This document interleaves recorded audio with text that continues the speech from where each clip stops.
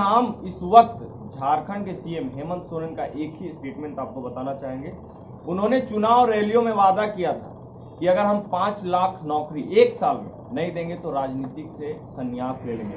तो एक वर्ष जो है एकदम कंप्लीट हो चुका है और एक वर्ष में जनाब क्या करते हैं कि अगर कोई छात्र नौकरी मांगने के लिए धरना प्रदर्शन करता है तो उनको रातों रात उठा के कहीं और ले जाया जाता है और फिर से अगर आप धरना प्रदर्शन करना चाहेंगे तो बोल दिया जाएगा कि एसडीओ से ऑर्डर है, हम धरना प्रदर्शन नहीं करने देंगे।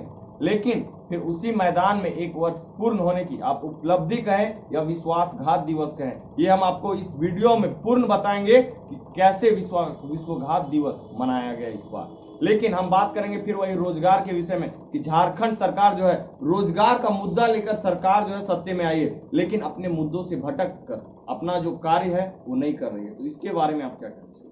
बिल्कुल, हेमंत सरकार खुद बोली थी कि हमको सत्ता में लाइए, हम एक साल में 5 लाख लोगों को रोजगार नहीं देते हैं तो राजनीति से संन्यास लेंगे।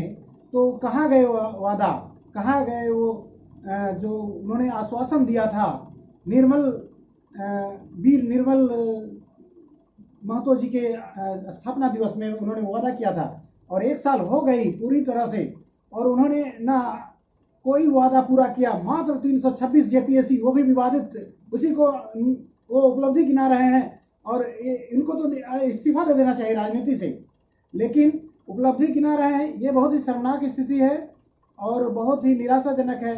अब बताइए, जेपीएससी के अभ्यर्थी लगातार 5 साल से आंदोलन कर रहे हैं, अनशन पे अनशन कर रहे हैं, तो उनको खाली आश्वासन दिया गया और जब सत्ता में आई तो उनके साथ कोई भी काम नहीं किया गया और जेपीएससी को कोरोना काल में नियुक्त करके वो अपना उपलब्धि गिना रहे हैं और बोल रहे हैं कि इसमें हमने बहुत अच्छा काम किया है। बहुत ही गलत काम किए हैं उन्होंने, इसका परिणाम उनको भुगतना पड़ेगा। उन्होंने छात्रों के साथ विश्वासघात किया है और बहुत सारे, जैसे पंचायत सचिव की जो नियुक्ति के लिए वो अनशन कर रहे थे लड़के लोग चुनाव से पहले, तो उनको हटा दिया जाता है आश्वासन, झूठी आश्वासन देकर। कांग्रेस की 11 सदस्यीय कमेटी द्वारा वो भी एक विश्वासघात उन लोग के साथ भी किया जाता है, छल किया जाता है। वो कोई आश्वासन का कोई कार्रवाई नहीं होती है। अभी देखिए 30 दिन से लगातार आंदोलन पर आंदोलन, अनशन पे अनशन कर रहे थे छात्र, ठंड में ठिठुरते हुए जेप के अभ्यर्थी, और उससे पहले भी पुलिस अभ्यर्थी, सहायक पुलिस अभ्यर्थी और काफ़ी लोगों को वहाँ पर गोलियां भी चलाया जा रहा है, यानी तानाशाही पे तानाशाही। और अभी तो वो हद कर दिया, जब स्थापना दिवस का एक बहाना बनाकर 144 का बहाना बनाकर रातों रात लगभग 1 बजे जेप के अभ्यर्थियों को वहाँ से जोर जबरदस्ती करके गाड़ी पर बैठाया जाता है और हॉटवार जेल में डाल दिया जाता है। बहुत ही दुखद घटना है, बहुत ही बड़ा विश्वासघात है झारखंड के युवाओं के साथ।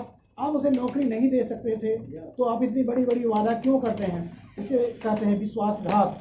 अगर देखा जाए, 1 साल के जो उपलब्धि गिना रहे हैं हेमंत सोरेन जी, उन्होंने कोई काम नहीं किया, ना स्थानीय नीति बनाया, नियोजन नीति बनाया, ना उनके पास कोई शिक्षा नीति है। अब बताइए, शराब की दुकान सबसे पहले खुल गई है, शिक्षा की दुकान और शिक्षा के लिए स्कूल अभी तक बंद है, कोचिंगें बंद हैं, आपका जो लाइब्रेरियां हैं वो सारे बंद हैं। शिक्षा बर्बाद होते जा रहा है, उनको कोई सुध नहीं है। ये एक ऐसी मूर्ख सरकार है जो शिक्षा को बर्बाद करने में तुली हुई है और शराब को बढ़ावा दे रही है।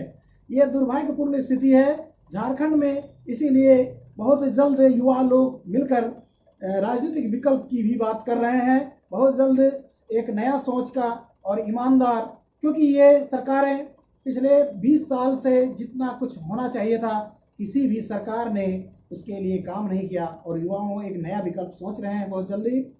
और इसका 2 जनवरी को मधुपुर में इसका जो है बहुत भव्य प्रोग्राम करने वाले हैं और वहीं से एक राजनीतिक विकल्प का शुरुआत भी करने का मन बना लिया है। और इसका सारा का सारा जिम्मेवारी यही राजनीतिक पार्टियों को जाएगा, विशेष कर के हेमंत सोरेन जी को, क्योंकि ये अपने आप को युवा का मसीहा कहलाते हैं और युवाओं के साथ सबसे ज़्यादा विश्वासघात, सबसे ज़्यादा नाकाम सरकार रही है। और कहीं ना कहीं इस वर्ष क्यों विश्वासघात कहा गया इसका मतलब भी जानिए। हर वर्ष जो है 15 नवंबर को जो है स्थापना दिवस धूमधाम से मनाया जाता है। चलिए हम मान लिए कि कोविड का जो है बहाना वो बोल दिए, लेकिन आप क्या जरूरी है कि आप फिर अपने 1 वर्ष पूरे होने पे क्या वो कोविड खत्म हो जाता है? जैसे कि आपका दिन आता है आप उस कोविड का बहाना जो है खत्म कर देते हैं। तो कहीं ना कहीं झारखंड की जनताओं से जो विश्वासघात की बात है वो सही होती जा रही है। और क्यों सही होती जा रही है, हम जितने भी चुनाव रैली का मुद्दा है हम सारा आपको वो वीडियो क्लिप दिखाएंगे कि क्या क्या मुद्दा झारखंड सरकार द्वारा किया गया और अभी किस तरह का बहाना दिया गया। 1 वर्ष का जो टाइम है वो लिया गया था, लेकिन 1 वर्ष पूर्ण होने के बाद इस तरह का बहाना और झूठ मूठ का जो उपलब्धि की बात है वो कहा गया। तो मैं यही कहना चाहूंगा कि अगर आप ऐसे वादे करते हैं और उसको पूर्ण करने का कार्य नहीं करते हैं तो कहीं ना कहीं आपको भी संन्यास ले लेना चाहिए राजनीति से।